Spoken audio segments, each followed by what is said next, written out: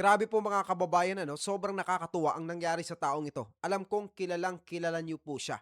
Siya po ay walang iba kundi si Edward Barber na dating naging housemate ni Kuya sa PBB at dati ring naging ka-love team ni Maymay Entrata. Alam niyo po ba na sobrang nakaka-blessed yung nangyari sa kanya ngayon? Imbes na piliin niya ang pagkalulong sa babae, bisyo at mga kalayawan sa mundo bilang isang kabataan at artista, mas pinili ng taong ito ang sumunod sa Panginoong Hesus. Katunayan nga, kamakailan lang siya po ay itinalaga bilang isang pastor. Yes po, sa napakamurang edad, siya ngayon ay pastor na.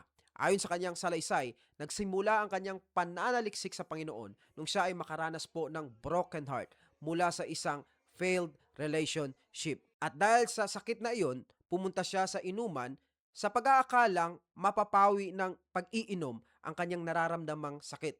Pero kinabukasan, hindi pa rin ito nawala. Mula noon, doon na siya nagsimulang pumasok sa church at maging seryoso. Hanggang sa kalaunan ay nakatagpo niya ang ating Panginoong Hesukristo at unti-unting naghilom ang sugat sa kaniyang puso. Hindi nagtagal, naging aktibo sa Edward Barber sa mga gawain sa simbahan. At eto na nga ngayon, makikita natin na siya ay pastor na.